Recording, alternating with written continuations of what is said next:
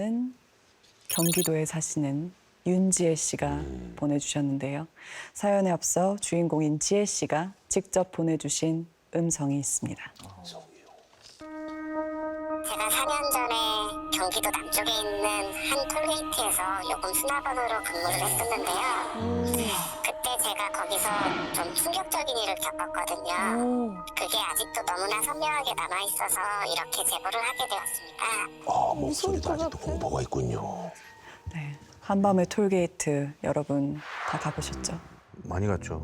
근데 요금소 직원들이 보는 고속도로의 밤은 어떤 느낌일지 생각도 못했다. 생각해 본 적 있으세요? 그날은 지혜 씨가 야간조로 일을 하던 날이었는데요. 수고하십니다. 한 남자 손님이 가볍게 목례를 하면서 인사하시더라고요. 며칠 전부터 새벽 1시에서 1시 반에서 2시 정도만 되면 항상 지나가던 분이었어요. 사실 통행하는 사람이 워낙 많아서 손님을 일일이 다 기억하지는 못하거든요. 근데 그분은 워낙 특이해서 기억하지 않을 수가 없었어요.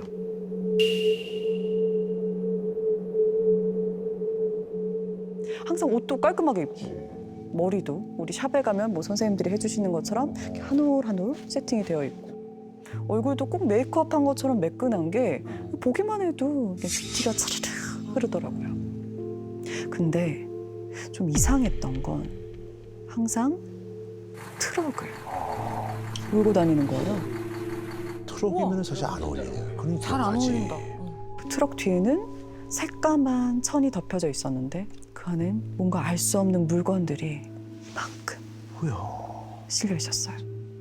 그 남자가 지나갈 때면 그 트럭의 짐들 때문에 항상 덜그럭 덜그럭 하는 요란한 소리가 났었죠. 근데 그 남자분이 보이기 시작하고 얼마 지나지 않아 지혜 씨는 이상한 일을 하나 겪게 됩니다. 그날도 야간 업무를 하던 날이었어요.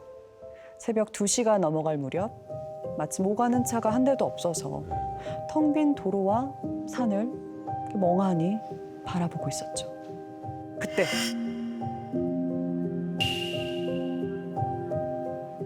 또각 또각 스스 또각 또각 스스 톨게이트 뒤편에서 이상한 발소리가 들리는 거예요. 걸어 다닐 수가 없는데. 그 소리가 마치 하이힐을 신은 사람이 무거운 무언가를 끌고 오는 건가? 질질 끌고 오는 그런 소리 같은 거예요. 그리고 그 소리는 점점 가까워지듯 선명해졌죠. 지혜 씨는 몸을 일으켜서 창밖으로 고개를 내밀었어요. 그랬더니 저 멀리 빨간 하이힐을 신은 사람의 다리가 보이는 거예요. 아이고, 그 새벽에 빨간 아이. 근데 천천히 보니까 그 다리가 무릎까지만 있는 거예요. 너무 놀라서 비명도 지르지 못한 채 그대로 얼어붙고 말았죠. 내가 지금 뭘 보고 있는 거지? 눈앞에 또렷한 형체가 보이는데도 도저히 믿을 수가 없는 거예요. 그것은 천천히 일정한 속도로 점점 지혜 씨가 있는 부스 쪽으로 다가오고 있었어요. 그리고 그럴수록 그것의 형체가 드러나는데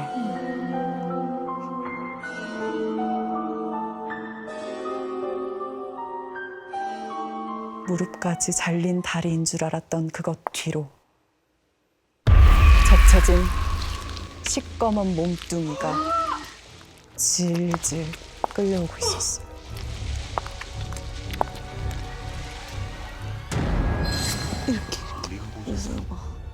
몸뚱이에 달린 팔은 마치 수영을 하듯 이리저리 허우적거리고 있었고 뒤에 딸려오는 축 늘어진 머리는 금방이라도 댕강 떨어질 듯 한 발짝 한 발짝 걸을 때마다 덜그덕 덜그덕 거리고 있었죠.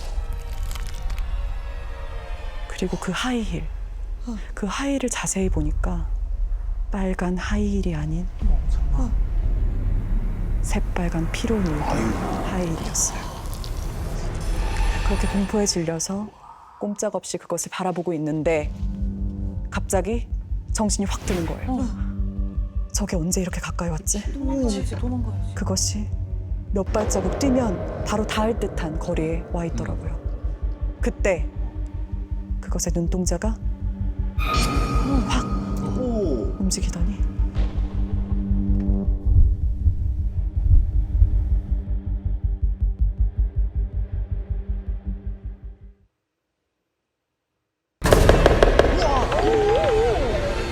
지혜 씨를 향해 미친 듯이 뛰어오기 시작했어요. 깜짝 놀란 지혜 씨는 얼른 부스 안으로 고개를 넣었어요. 그지? 어떻게 지금 여기로 오고 있는 것 같은데 어떡하지? 머릿속이 새하얘졌어요.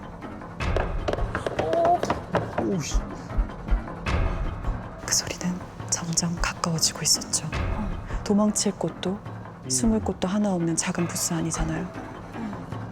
그렇다고 지금 문을 열고 나가면 뛰어가는 동안 그것에게 콱 잡힐 것 같은 거예요.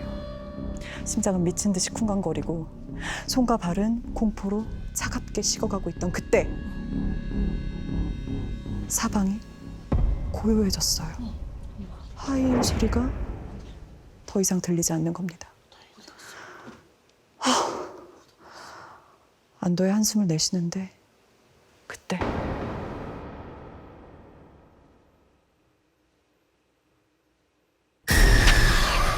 쩍 하고 창문에 들러붙어서 시뻘건 눈으로 지혜 씨를 죽일 듯이 노려보는 거예요. 그 끔찍한 모습에 숨조차 제대로 쉬어지지 않았어요.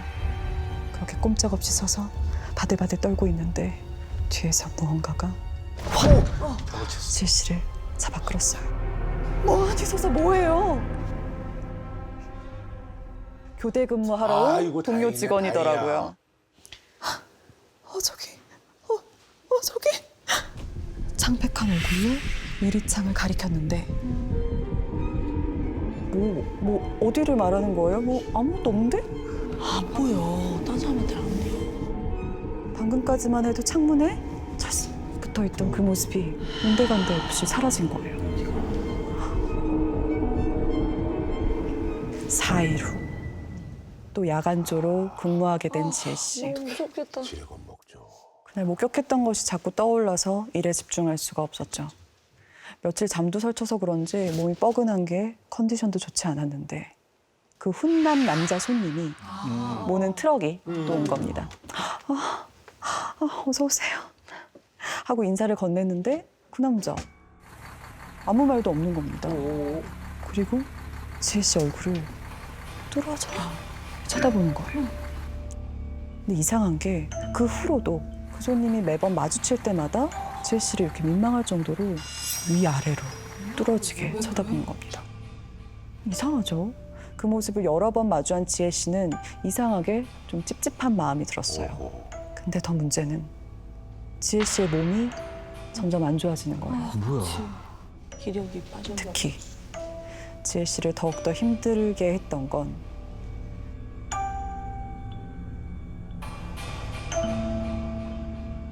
매일 밤 찾아오는 악몽이었어요. 그날 이후로 하루도 빠짐없이 그 소리가 들렸어요. 그 소리. 또각, 또각, 또각, 또각. 그 발소리는 꼭 누군가를 찾는 것처럼 한참 거실을 맴돌았어요. 그리고 이어지는 소리.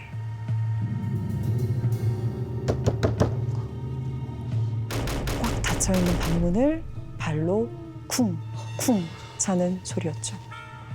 그 때문인지 날이 밝아 자리에서 일어나면 꼭 누군가 누른 것처럼 어깨와 허리, 무릎 등에 극심한 통증이 느껴졌대요. 몸은 하루가 다르게 말라가고 얼굴은 잿빛으로 생기를 잃어가는데 이대로 있다간 도저히 안 되겠다 싶었던 지혜 씨는 결국 그곳을 그만두기로 결심을 합니다. 그리고 마지막 출근 날 매번 뚫어지게 쳐다보던 그 남자 손님과 또 마주치게 된 겁니다. 근데 그분이 대뜸 이런 말을 하는 겁니다. 오늘은 요금 받지 말아요. 네? 아니 그게 무슨 말씀이세요? 공짜로 해주면 안 되는 거라 그래요. 야, 뭐가 있나 보다. 도무지 무슨 말인지 이해할 수 없었던 지혜 씨는 그 남자의 다음 말을 듣는 순간 온몸의 세포가 곤두서는 듯했어요. 그렇게 뾰족한 구두로 사람을 누르니까 안 아프고 백이나? 뾰족한 구두. 지혜 씨의 머릿속에 떠오른 건 바로 매일 밤 찾아와 지독하게 괴롭히는 그 여자였어요. 지혜 씨는 홀린 듯이 물었어요. 저한테 뭐가 있나요? 그랬더니 그 남자가 뚫어지게 쳐다보던 그 눈빛으로 아무 말 없이 지혜 씨를 가만히 응시하는 거예요. 그러더니 덜컥 차문을 열고 나오면서 이렇게 말했어요. 지금 오는 차도 없으니까 빨리 끝낼게요. 밖으로 나오세요. 뭐야? 뭐 어리둥절한 지혜 씨는 홀린 듯 부스 밖으로 나갔죠. 그 남자는 트럭 뒤편의 검은 천을 확 열어 젖혔어요. 그리고는 가득 쌓여있는 짐들 사이에서 소금으로 보이는 하얀 알갱이와 뾰족하게 가시가 나 있는 나무를 하나 꺼내는 겁니다. 그리고 지혜 씨를 향해 바짝 다가서더니 하얀 알갱이를 지혜 씨의 양 어깨에 사정없이 뿌리기 시작했어요. 가야지. 왜 그러고 있어? 아무 잘못도 없는 사람한테 붙어서 뭐 어쩌려고? 지혜 씨는 깜짝 놀랐어요. 그 남자 입에서 평소 조용했던 목소리와 180도 다른 거칠고 험악한 사람의 목소리가 속사포처럼 나오는 거예요. 그리고 그 남자는 알 수 없는 주문을 주절주절 외더니 가지고 온 가시 달린 나무로 지혜 씨의 어깨와 등을 사정없이 내리치기 시작했죠. 그리고 얼마나 지났을까? 한참 반복하던 동작을 멈춘 그 남자. 다시 차분해진 목소리로 이야기를 하는 거예요. 이젠 괜찮을 거예요. 그러고는 차에 올라타더니 출발하려는 겁니다. 어리둥절한 상황에 놀란 지혜 씨는 그 남자를 붙잡아 다급하게 물었어요. 저한테 뭐가 있던 거죠? 어떻게 하셨어요? 언젠가부터 양 어깨에 다리 2개가 보였어요. 자세히 보니까 웬 여자 하나가 거꾸로 매달려서 죽일 듯이 노려보고 있더라고. 제 어깨에 매달려 있다는 거예요? 내가 이거 참견을 해야 하나 말아야 하나 뭐 혹시 업보는 아닌가 고민하다 그냥 갔는데 여자 얼굴이 점점 더 표독스러워지는 게 그냥 뒀다간 큰일 치를 것 같아서요. 은인이다, 진짜. 그러고는 멍하니 바라보는 지혜 씨를 두고 호련히 사라졌죠.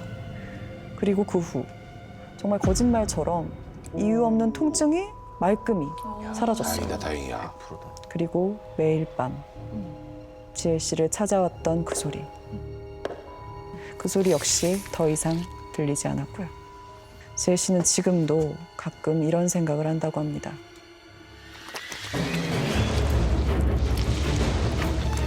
그날 밤 목격한 그 여자의 정체는 과연 무엇이었을까? 네, 12년 차 여행 작가 원결님이 직접 겪은 이야기인데요. 여행을 다니면서 정말 너무 무서워가지고 다시 가기 싫은 공포의 장소가 있었다 합니다. 그럴 수 있죠. 제가 지금부터 원결님에게 빙의해서 그 공포의 섬 이야기를 들려드리겠습니다. 비행이 또 전문이시거든요. 10년 전인가 남해안을 따라서 자전거 여행을 하던 중이었는데 육지에서 페리를 타고 3시간은 가야 닿을 수 있는 외진섬에 가기로 했어. 텐트며 배낭, 생수통까지 자전거에 바리바리 싣고 있는데 해양 경찰이 날 보고 깜짝 놀라는 거야. 여기요. 이 동네까지 자전거 여행 온 거예요? 네. 여기 숙소도 없을 텐데. 아무데나 텐트 펴놓고 자면 되죠 뭐. 아니 날씨가 좋잖아요. 조심히 놀다 가요. 섬에 도착해서 자전거로 쭉 돌아보는데 이야, 풍경 하나는 끝내줘. 남해 너무 좋죠. 섬이 제법 큰 편이라 도로도 잘 닦여서 달리기도 좋더라고. 자전거니까. 다만 가로등이 별로 없어가지고 빨리 어두워지는 게 단점이었어. 다 그렇죠. 벌써 해가 지네. 마을까진 한참 더 가야 되는데. 여행 좀 다녀본 사람들은 알지. 이럴 때 무리해서 이동하면은 사고나. 맞아요. 예. 그날은 결국 도로 옆 평평한 땅을 골라서 야영을 하기로 했지.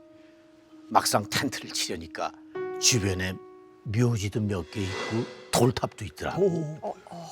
하지만 공동묘지에서 잤던 적이 한두 번이 아니라서 그런 거 무섭지도 않았어. 오, 기가 엄청 세시다. 하지만 그때까지 난 전혀 몰랐어. 그날 밤 나에게 어떤 일이 일어날지.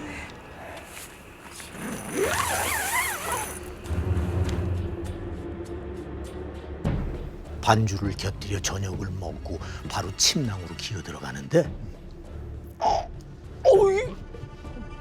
이게 뭐야?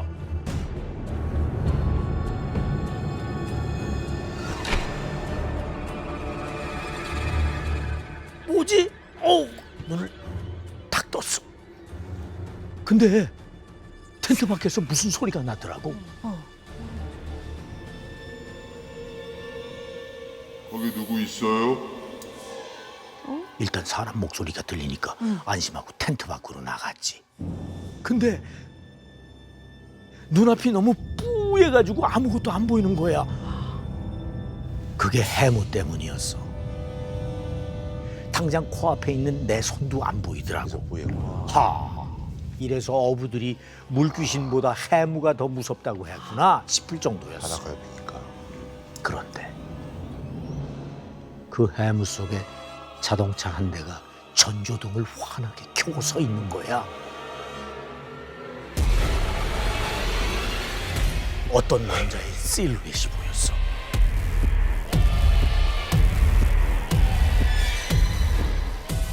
남자의 형체가 잘 보이진 않았지만 목소리는 또렷하게 들리더라고. 여기서 뭐해요? 여기 밤에 혼자 있으면 위험해요. 왜요? 아, 무덤 때문인가? 예, 괜찮아요. 예. 여기 위험하니까 나하고 같이 가요. 내가 태워줄게요, 읍내까지. 아니, 자기가 누군지 밝히지도 않고 대뜸 태워줘? 수상하잖아. 그 사람 얼굴이라도 보려고 랜턴을 탁 켰는데 하필 얘가 작동을 안 해. 하는 수 없이 인상을 찌푸리고 살펴보는데 차 지붕에 뭔가 네모난 게 있어. 이거 택시구나. 퇴근하시다가 외지인이 노숙하는 거 보고 놀랐나 보네 싶었지. 미쳤나보다. 여기 귀신 나와. 귀신이 고개에서 매일 택시를 잡는데 어떤 택시기사가 그 귀신을 태웠다가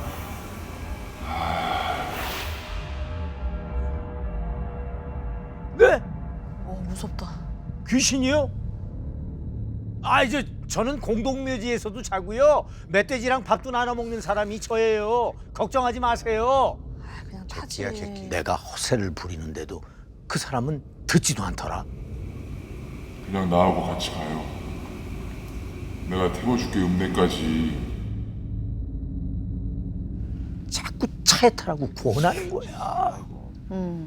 상대가 그러니까 마음이 살짝 흔들리더라고. 진짜 귀신 나오는 거 아니야? 하지만 그렇다고 홀랑 따라가면 내 자전거랑 텐트는 어떡해? 선생님 저 신경 써주셔가지고 감사한데요. 제가 짐이 좀 많아요. 예. 너무 늦었어요. 얼른 가셔야죠. 거기다가는 아이고. 밤새 실랑이 할 것 같아서 난 대충 텐트 옆에서 생수병 하나를 주어서 그 사람에게 내밀었어. 결국 그 사람도 마지못해 생수병을 받더라고.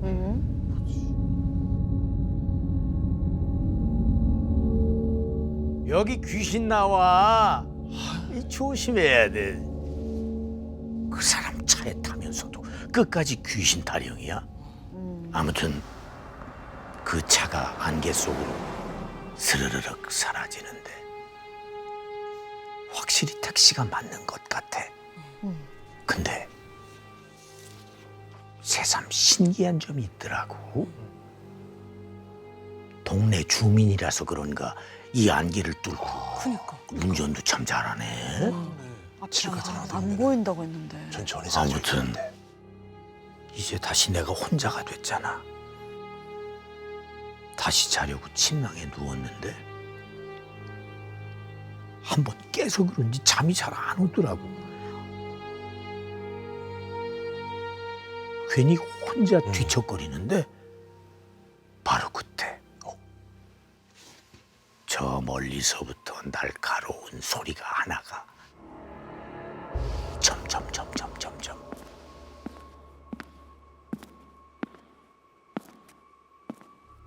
가까이 들려오기 시작했어.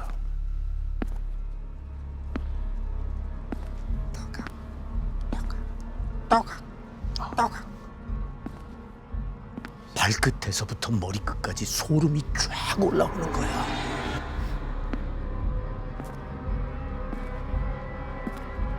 뾰족한 굽으로 콘크리트를 내리치는 소리.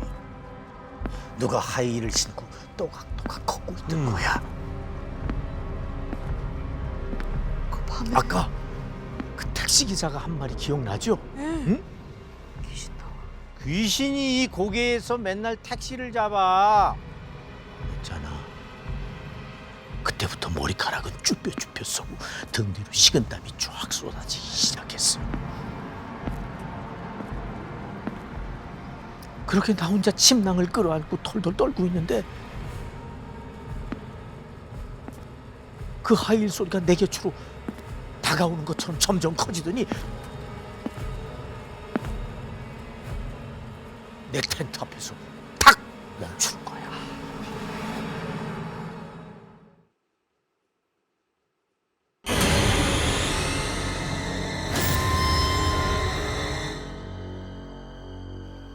강풍이 마구마구마구 불면서 텐트가 막 한쪽으로 막 쏠리기 시작하고 바로 그때 또 불빛이? 그리고 삐익 하면서 차가 멈추는 소리가 들렸어. 어디까지 가세요? 있나요? 가세요. 그 목소리는 분명 아까 나에게 말을 걸었던 그 택시 기사였어. 또 오셨어? 창문이 탁 닫히더니 다시 차가 출발하는 소리가 들렸어. 아까 그 택시 기사가 손님을 태운 건가 봐. 그 사람 태우고 갔네. 그 순간 몸에서 힘이 쭉 빠지면서 봤으니까. 한숨이 나오더라고. 내 곰곰이 생각하면 생각할수록 뭔가가 이상하잖아. 이상하다. 이런 섬에서 이 시간에 하이힐 신은 여자가 혼자 다녀? 그리고 그 택시 기사는 또 뭐야? 또 왔어. 갔던 거. 설마 이 주변을 빙빙 돌고 있나? 대체 왜? 한 번 이상하다는 생각이 드니까 멈출 수가 없는 거야. 결국 그날은 부들부들 떨면서 아침이 오기만을 기다렸지. 그런데 아이고. 진짜 여기서 잤나 보네. 새벽에 좀 추웠을 텐데. 어느샌가 날이 쨍하니 밝아 있고 어제 만났던 그 해양 경찰이 밖에 서 있는 거야. 그 순간 안심이 되면서 나도 모르게 하소연이 나오는 거야. 경찰관님, 이 동네 원래 이렇게 안개가 지독해요? 아, 나 살다가 이렇게 짙은 안개는 처음 봤어. 아. 그런데 내 얘기를 듣던 경찰이 반응이 좀 이상한 거야. 어젯밤에 별만 잘 보였는데? 날 좋았잖아. 아니에요. 코앞에 있는 사람도 안 보였어요. 그 택시기사분이 뭐 위험하다고 태워준다고 하는데 내가 얼굴을 못 봤어요. 그 밤에 택시가 있었다고요? 네. 에이 설마. 이 섬엔 밤엔 택시 안 다녀. 탈 사람이 어딨어. 내가 겪은 일을 아무리 얘기해도 경찰은 내가 꿈꾼 거라고 하더라고. 그리고 웃으면서 경찰차를 타고 휙 가버렸어. 결국 나 혼자 찜찜한 마음으로 텐트를 주섬주섬 정리하는데 갑자기 옥주야! 경찰이 다시 돌아온 거야. 어제 본 택시 어떻게 생겼어? 그냥 평범했는데요. 그냥 그 회색이었고 택시 등 달려있고. 택시가 세단이었어요? SUV가 아니라? SUV 택시가 있어요? 아, 이 동네 택시들은 SUV로 바뀐 지 한참 됐어요.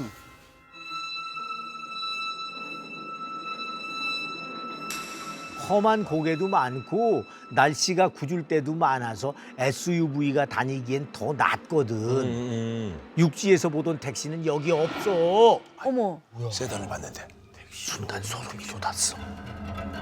아무리 안개가 짙어도 알아볼 수 있잖아. 그렇지. 차 크기가 다. 어제 본 그 택시 분명 세단이었어. 경찰이 나에게 물었어. 택시 기사가 뭐라고 했어요? 읍내까지 가자고 했어요. 응. 여기 귀신이 나와서 위험하니까. 읍내?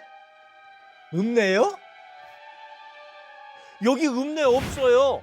읍내에 가려면 저 배 타고 한참 나가는 방법밖에 없다고요. 택시 기사가 그럼 얼굴이 새하얗게 질린 경찰이 마지막으로 물었어. 혹시 발소리는 안 들렸어요? 어떻게 알아? 여자 구두 소리가. 예! 예! 정말. 진짜. 어떻게 하셨어요? 들었어요. 내 분명히 들었어. 난 너무 놀라서 소리까지 빽 질렀어. 근데 경찰도 혼자 이 말을 짓고 그게 진짜였나? 그 말만 중얼거리더라고. 그게 진짜였나? 한참 뒤에 경찰이 해준 이야기는 정말 충격적이었어. 저 예전에 제 선배한테 그런 얘기를 들었어요. 여기서 택시 기사 하나가 이 고갯길에서 여자 하나를 태웠는데 그 여자가 갑자기 읍내로 가자고 날뛰는 바람에 차가 절벽으로 그냥 추락했다는 거야. 그런데 사고 현장에서 발견된 건 택시기사 한 명뿐이었어. 나중에 뒷좌석에서 하이힐만 한 짝 발견됐다고 하더라고.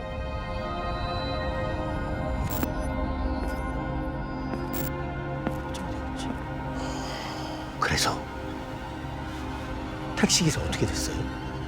아니 글쎄 살았는지 죽었는지 그건 아무도 모른대요. 그 순간 내 머릿속이 하얗게 변했어. 그럼 어제 내가 한 체험들은 뭐지? 난 대체 뭘 본 거야? 너무 무서워서 더 이상 이 섬에 머무를 수가 없더라고. 경찰과 헤어지고 정신없이 텐트를 정리하는데 그 순간 내 눈에 그게 보였어. 어제 텐트 옆에 서 있던 돌탑. 그 돌탑 위에 뭐가 있었는 줄 알아? 하이힐? 내가 태워줄게요, 읍내까지. 기사한테. 받았는데. 어제 택시 기사에게 줬던 생수병. 그게 돌탑 위에 서 있던 거야. 그게 왜 거기 있는 거지? 난 대체 누구에게 생수병을 준 거지? 그건 지금까지도 의문으로 남아 있어.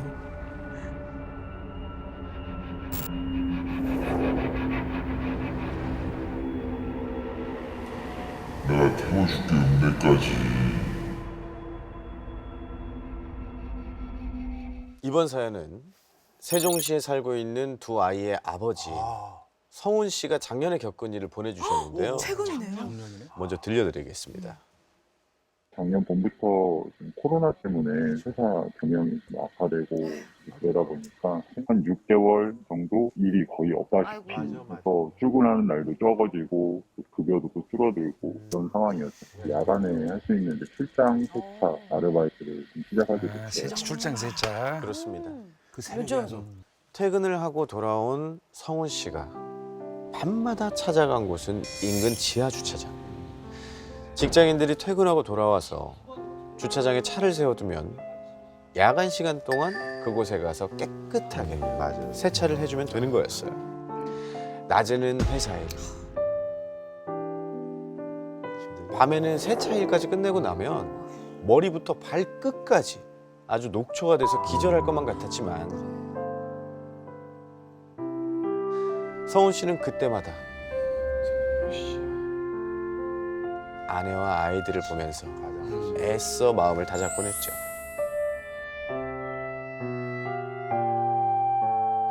그렇게 성훈 씨가 야간 알바를 시작한 지 6개월이 다 돼가던 어느 날.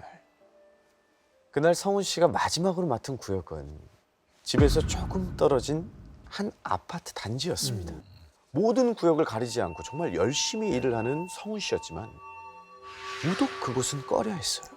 왜?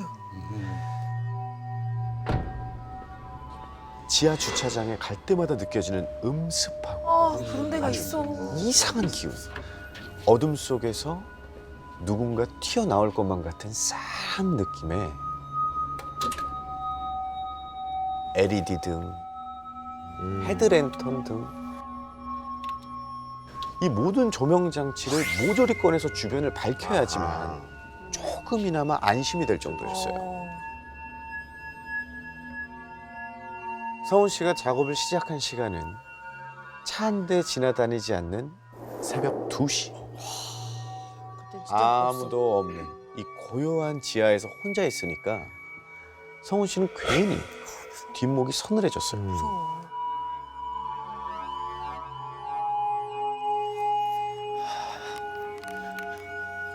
아, 여기는 올 때마다 이렇게 기분이 별로네.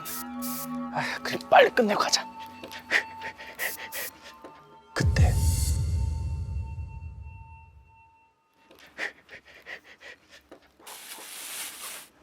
어디선가 이 비닐 비빌 때 나는 소리가 그런 소리가 나는 거예요. 없는데.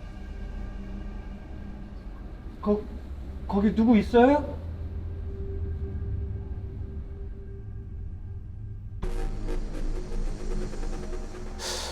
아무도 없네. 뭐야, 내가 잘못 들은 건가? 하고 고개를 돌린 성훈 씨가 다시 걸레를 들고 마무리를 하려는데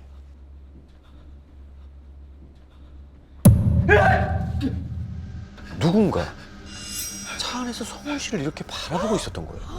사람 있었냐? 차 안에서? 차 안에 누군가 있다. 그렇다면 차 키를 갖고 있는 차 주인인가 보다.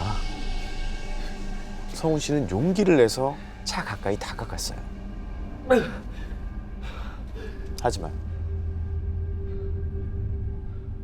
차 안을 아무리 살펴봐도 보이는 건 아무것도 없었습니다. 잠깐만, 차 안이 아니라고? 그럼 밖에 있는 게 빛인 건가? 아, 밖에 서 있는 사람이. 미래 비춰서.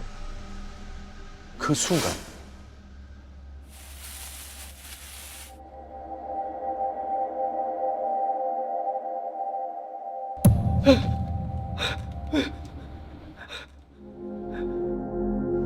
머리가 새하얗고 눈은 움푹 들어간 할아버지가 성훈 씨를 가만히 바라보면서 서 계시는 거예요.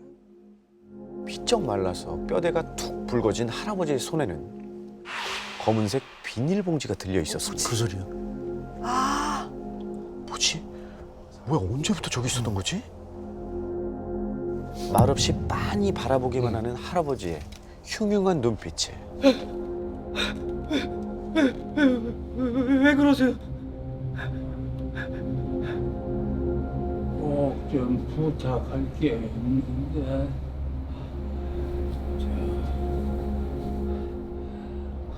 혹시 내 차도 좀 닦아줄 수 있나? 그런데 여러분, 이 출장 세차라는 게 보통 손님들이 업체를 통해서 예약을 하면 일하는 사람들이 구역별로 배당을 받는 게 정식 절차거든요. 직접 안 해. 현장에서 바로 안 하지. 예약을 하셔야 받으실 수 있다니까요. 지금은 안 돼요. 내가 어딜 좀 가야 하는데 난 너무 지저분한 게 마음에 걸려서 그래요. 부탁해요. 이 할아버님께서 너무 간절하게 부탁을 하시는 거예요. 그러니까 뭐 얼마나 대단한 거라고. 결국 할아버지의 간절한 부탁을 거절할 수 없었던 성훈 씨는 돈이라도 더 벌 겸 그 건을 받기로 합니다. 일반 중형차면 1회에 35,000원이에요. 차는 뭐 저기 있다고요? 저기 까만 차인데 돈 가지고 나올 테니까 저 차 안도 좀 청소 부탁해요.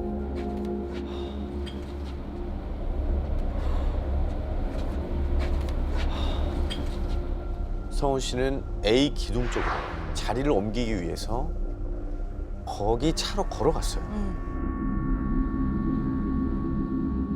그러다 문득 할아버지가 있던 자리를 봤거든요. 그새 안 보이는 겁니다. 성훈 씨는 참 이상한 할아버지라고 생각하며 다시 할 일에 집중을 했어요. A 기둥 옆에 있던 건 출시된 지 오래된 듯한 차량이었습니다. 뽀얗게 앉아있는 먼지와 부분 이렇게 녹이 쓸어 있는 겉면을 보니까 딱 봐도 운행을 하지 않고 방치된 지 오래되어 보이는 차였습니다. 먼저 먼지를 닦아내야겠다는 생각에 걸레에 물을 묻혀서 한번 쓱 훑었더니 순식간에 새카매지는 게 두 번 다시 이 걸레를 못 쓸 지가 많이 쌓였습니다. 네. 겨우겨우 외부 청소를 끝내고 이번엔 내부 청소를 하기 위해 차 문을 열었는데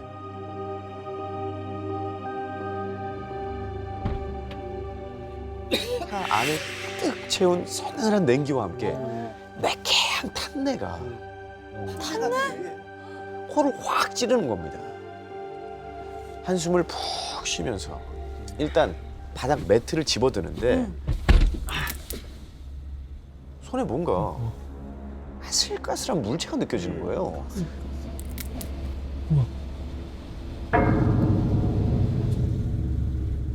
이거 손톱 아니야? 길이가 들쑥날쑥한 손톱이 바닥 매트에 타닥타닥 달라붙어 있는데 피가 말라붙은 거죠. 끄트머리가 검붉은 색으로 물들어 있는 거예요. 그러다가 뭔가 시한 느낌에 고개를 천천히 들었는데 마치 날카로운 뭔가로 사정없이 긁은 것처럼 이리저리 긁힌 자국이 막 뒷좌석에 한가득인 겁니다. 머리부터 정말 발끝까지 쫙 끼치는 이 소름에 성훈 씨는 미칠 것 같았어요. 겨우 정신을 차린 성훈 씨는 진공청소기로 대충 바닥을 청소하고 광택제로 긁힌 자국들을 모조리 닦아냈습니다. 정신없이 세차를 하고 보니 좀 봐줄 만한 상태가 되더라고요. 그렇게 세차를 겨우 끝내고 할아버지를 기다리는데 자, 이 할아버지가 나타날 기미를 안 보이는 거예요. 불안하다. 늦은 시간 힘겹게 몸까지 쓰고 나니까 자기 차로 들어간 성훈 씨가 잠이 들 듯 말 듯 하고 있는데 갑자기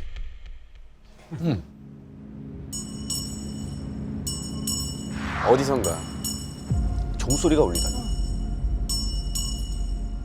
성훈 씨 차 앞으로 상대로 된 상복을 입은 사람들이 하나둘씩 지나가는 거야. 아파트 주차장인데? 성훈 씨는 놀라서 움직이지도 못하고 멀뚱히 바라보고 있는데 천천히 걸어가는 사람들 뒤로 아주 커다란 상여가 등장합니다. 지하 주차장에서? 꼭 주차장 천장에 닿을 것만 같았어요.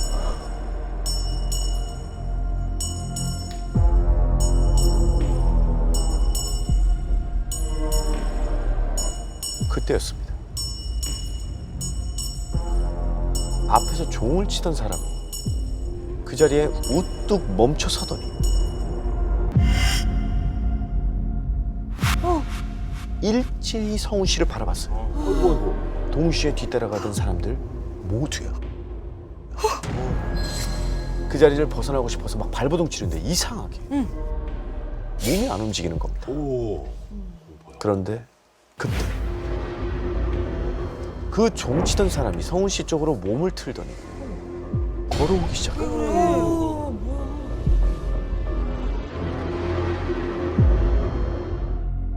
오지 마. 소리가 안 돼. 그 순간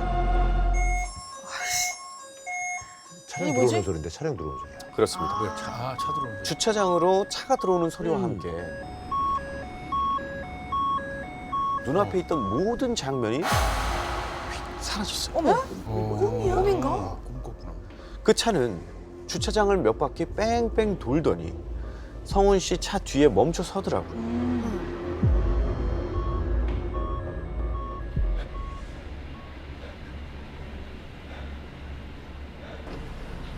저기요. 저기요. 죄송한데 다른 곳에 주차할 데가 없어서 그러는데 앞에 차 좀 빼주시면 안 돼요? 이 자리에 주차 좀 할게요. 저 차가 있는데.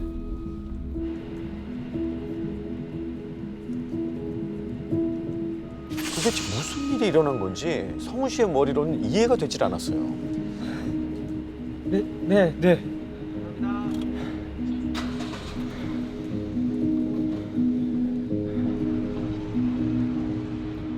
일단 차를 비켜주고 나니까 어지럽고 머리가 깨질 것 같은 게 그냥 빨리 돈이나 받고 여기를 빨리 벗어나고 싶은 거예요. 할아버지 왜 하나?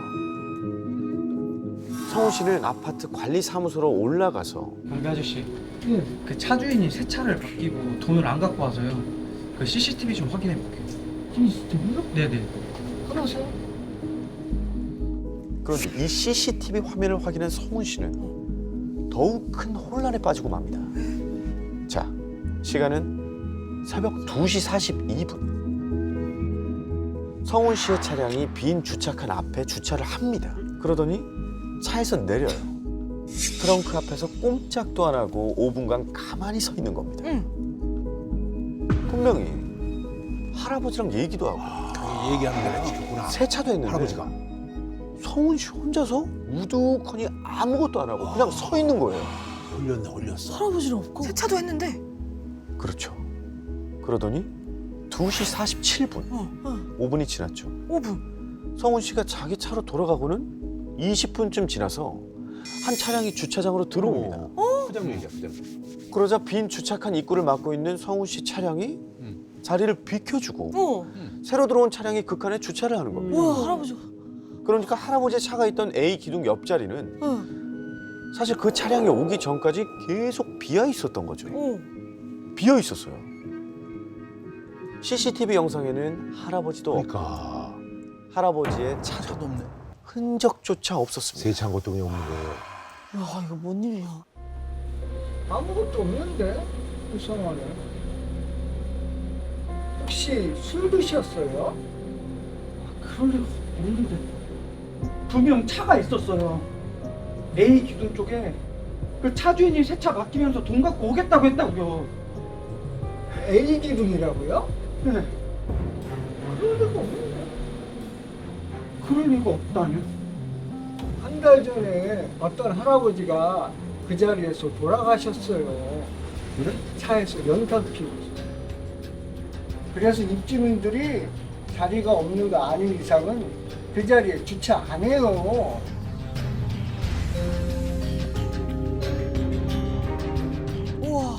성훈 씨는 괴로워서 손톱을 긁었구나. 넋이 나간 채로 지하 주차장으로 돌아왔습니다. 이게 맞죠.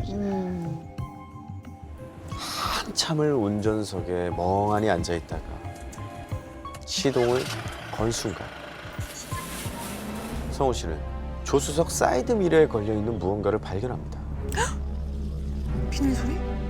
바로 할아버지가 들고 있었던 것과 똑같이 생긴 검은색 비닐봉지였어요. 거기 걸려진다. 우와. 바들바들 떨리는 손으로 확인한 그 비닐봉지 안에는 두유 2병이 들려 있었죠.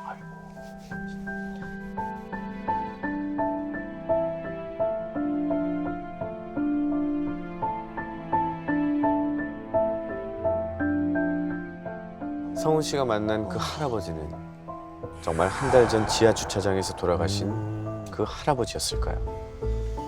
그렇다면 비닐봉지 안에 있던 두유 2병은 차에 남은 마지막 흔적을 지우고 떠나가게 해준 것에 대한 감사의 표시였을까요? 이번 사연을 보내주신 유지민 씨는 미국의 한 해양생물연구소에서 일을 하고 계신데요. 미국에서? 먼저 지민 씨가 다니는 연구소 사진 보여드릴게요. 너무 좋은데요. 너무 좋은데? 와, 별장이라고 해도 믿겠어요. 어우, 좋습니다. 연구소 앞이 다 바다래요. 영화에서나 볼 법한 멋진 풍경을 자랑하는 연구소인데 취업도 참 까다로운 곳이어서 처음 합격했을 때 지민 씨가 정말 기뻐했다고 합니다. 거기다가 친한 대학 동기인 주연 씨도 함께 합격을 해서 이제 더 바랄 게 없다라는 생각을 했는데 연구소 입사를 한 지 얼마 안 되고부터 지민 씨는 심각하게 이직을 고민할 정도로 아주 섬뜩한 일을 겪었다고 합니다. 뭐가 있나? 무섭다. 이 연구소는 해양생물연구 특성상 실험실을 어둡게 해놓는 곳들이 있는데 그중에서도 특히 현미경실은 방안이 잘 안 보일 정도로 엄청 어두운 편이었대요. 거기다가 지하에 있어서 사실 혼자 있기에는 조금 으스스한 그런 공간이었는데요. 입사하고 얼마 되지 않았을 때 지민 씨도 세포 사진을 찍으러 지하실로 향한 거죠. 보통은 안에 그래도 한 2~3명 정도 있는데 이날은 1명밖에 없었대요. 그 연구원의 맞은편에 자리를 잡고 가볍게 인사를 하면서 말을 걸었어요. Isn't it chill today? 그런데 그 사람이 아무 대답이 없는 거예요. 뭐 있구나. 아이고. 왜?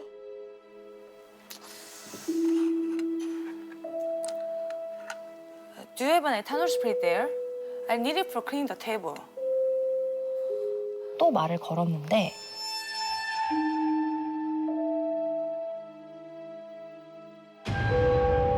역시나 대답이 없더래요.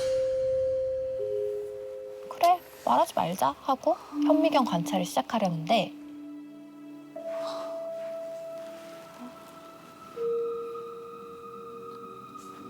아까부터 발밑에 뭐가 자꾸 걸리는 거지? 근데 그런 기분 있잖아요. 되게 낯선데 뭔가 꺼림칙한 기분이 드는 그런 감촉? 뭐야? 그래서 대체 바닥에 뭐가 떨어진 건지 조심스럽게 발밑을 내려다보는데 어두워서 잘 안 보이니까 가까이 얼굴을 대고 본 거죠. 이거 사람 머리카락 아니야? 그 머리카락을 따라서 시선을 옮겼는데 지민 씨 책상 아래를 지나서 맞은편 책상에 앉은 연구원까지 머리카락이 이어져 있는 거예요.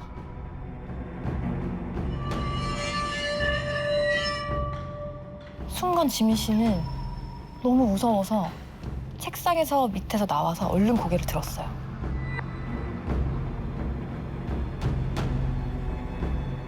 근데 그 순간 지민 씨는 숨이 멎는 것 같았어요. 고개를 들자마자 마주한 것은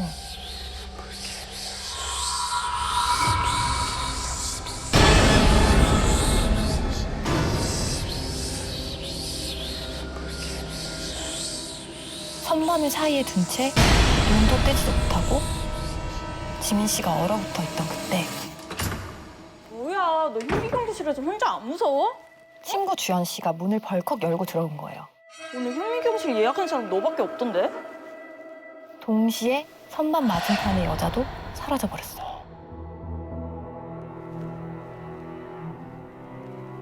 야, 대박. 너 여기서도 이 노트북이야? 너 한국에서도 맨날 보더니. 그거 일할 때 은근 도움되더라고.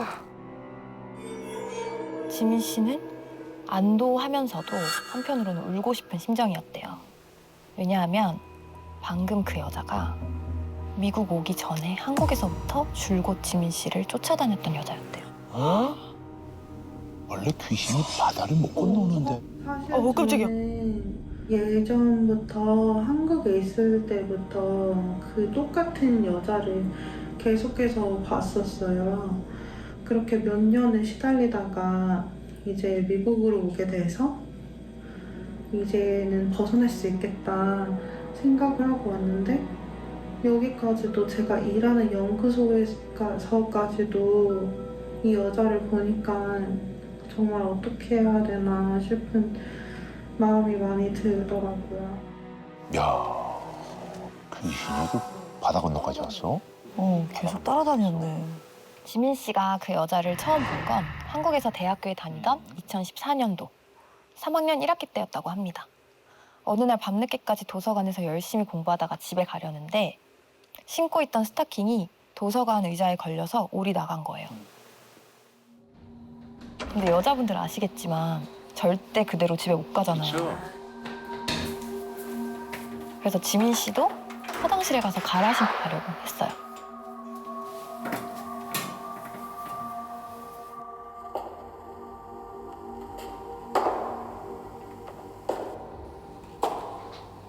신발을 신고 일어나려는데 화장실 바닥이랑 문틈 사이로 웬 검정 구두가 보이는 거예요. 다른 비어있는 칸들 다 놔두고 왜 여기에 서 있는 거지? 이 생각을 하는 그 순간 양 발과 다리가 확 꺾인 채로 서 있는데 더 소름이 끼치는 건 그 꺾인 발들 옆으로 긴 머리카락이 바닥까지 내려와 있더라고요. 기괴하다.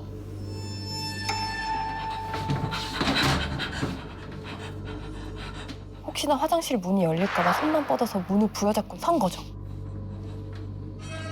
저게 뭔진 모르겠지만 제발 그냥 가라, 그냥 가라. 벌벌 떨고 있는데 갑자기 툭 화장실 불이 꺼진 거예요. 뭐야 이거? 오. 안에 사람이 있으면 꺼지지 않는 센서 등인데 왜 꺼진 거지? 이쯤 되니까 진짜 정말 아무나 제발 와달라고 눈물이 나기 시작했죠. 얼마나 지났을까?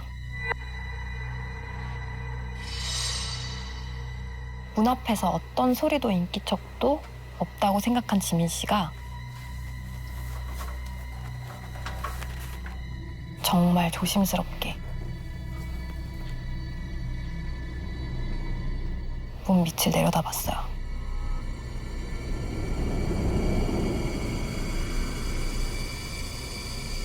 그랬더니 아무도 없는 거예요.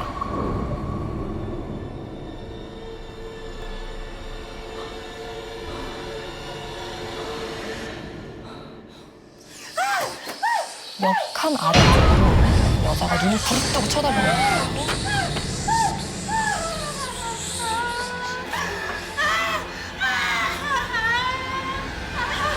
야, 진남, 뭔 일 있어?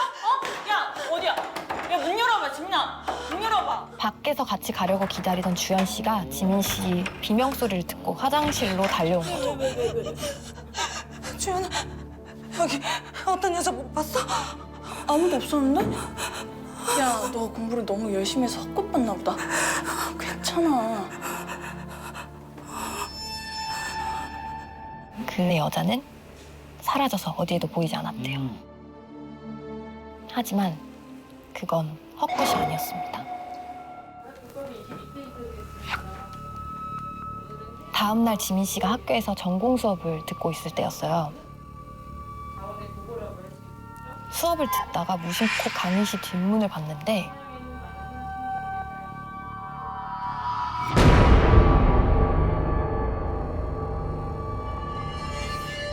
순간 손끝부터 차가워지는 기분이 들면서 그 여자한테서 눈을 떼지 못하고 있었는데 귓가에서 이런 소리가 들리는 거예요. 이게 무슨 소리지? 하고 잠깐 눈을 돌린 사이 그 여자는 또 눈앞에서 사라진 거예요. 근데 그 순간 지민 씨의 다리 쪽에서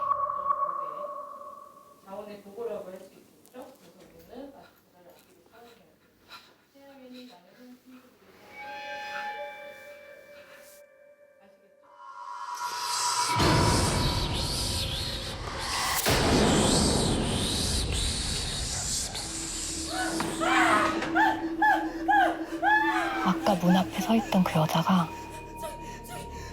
책상 밑에서 지민 씨를 째려보고 있는 거예요.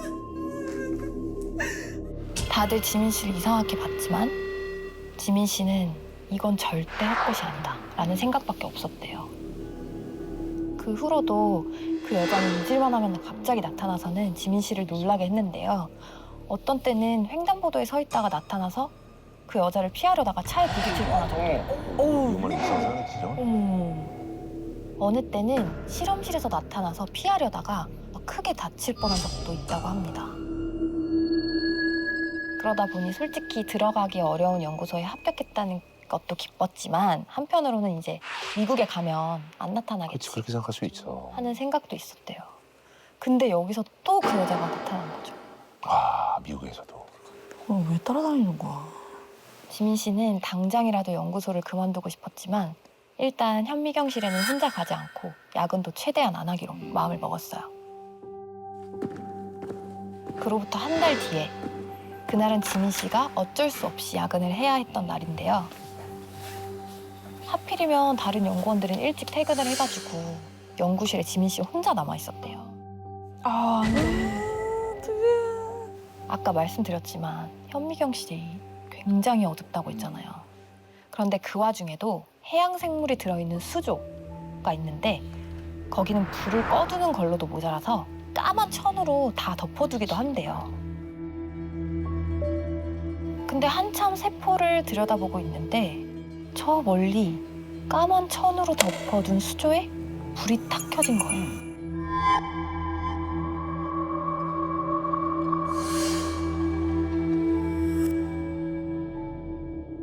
저러면 저 안에 다 죽을 텐데.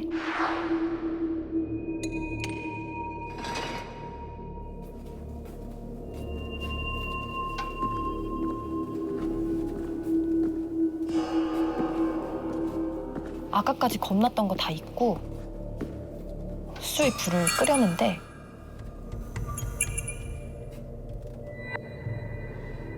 이게 안 꺼지는 거죠. 안에 생물들 괜찮나 싶어서 조심스럽게 천을 아주 조금 걷어 올려봤대요. 뭔가 검고 흐물거리는 게 물속에 떠 있는 거예요. 이게 뭐지? 근데 그 순간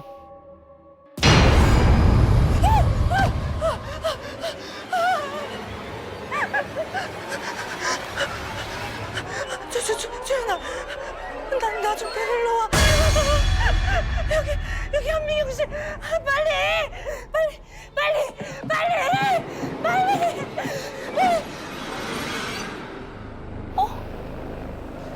지민 씨의 눈앞에 또다시 현미경실 풍경이 보이는 거예요. 그 순간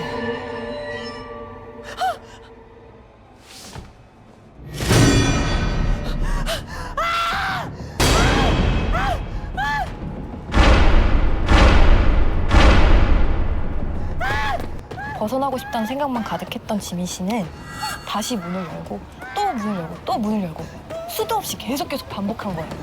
그런데 문을 열 때마다 보이는 건 처음 그 자리, 현미경실 아닌 거예요. 아 이거 뭐 하는 거야 이거. 더 미치겠는 거는 지민 씨 뒤에 그 여자가 점점점 따라붙고 있는 거죠. 그런데 어느 순간 현미경실 문이 꼼짝도 안 하는 거예요.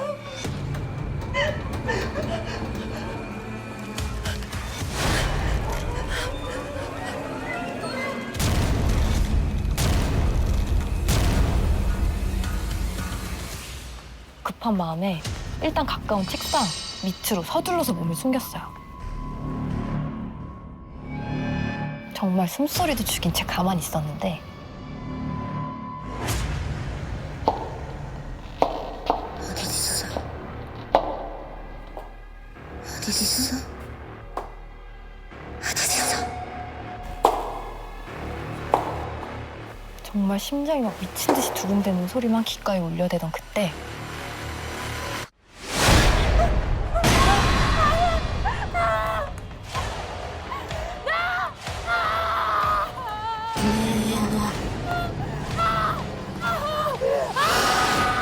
그렇게 지민 씨를 질질 끌고 가던 그 여자가 금방이라도 죽여버릴 듯한 표정으로 쳐다보더니 그거 커다란 식칼을 지민 씨 가슴 쪽에 수도 없이 막 꽂아내리는 거예요. 그걸 두 눈으로 본 지민 씨는 너무 고통스러워하면서 점점 의식을 잃어갔어요. 야 지민아. 지민아. 야 지민아 왜 이래? 야야야 일어나봐. 어? 야 일어나봐. 정신을 왜 이래? 차려보니 무슨 일이야? 지민 씨는 야, 검은 괜찮아? 천을 덮어둔 수조 앞이었고 그 여자도 칼도 핏자국도 아무것도 남아있지 않았고요. 꿈구나. 꿈이야 뭐야? 다행이네.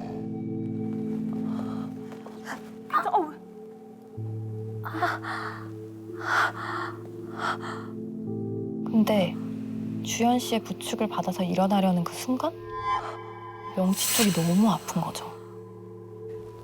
야 아빠 괜찮아? 왜 이래?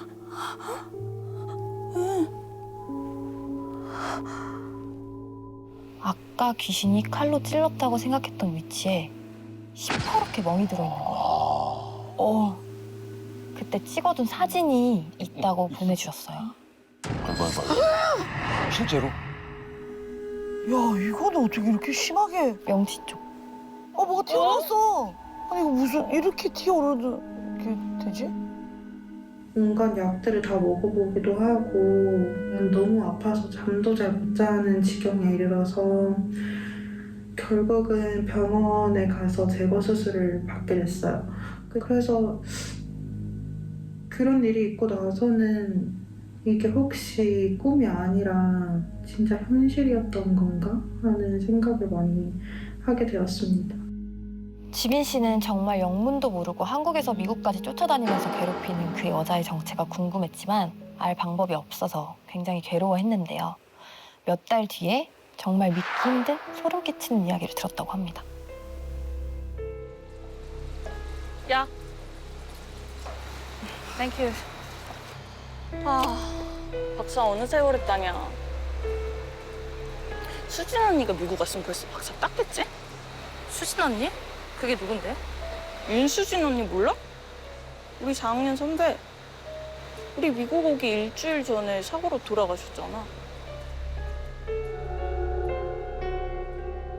윤수진. 그 이름은 지민 씨가 대학교 때 과실 캐비닛에서 발견한 후 늘 가지고 다니던 족보 같은 노트가 있었는데요. 대박. 너 여기서도 이 노트 보냐? 바로 거기에 적혀있던 이름이었어요.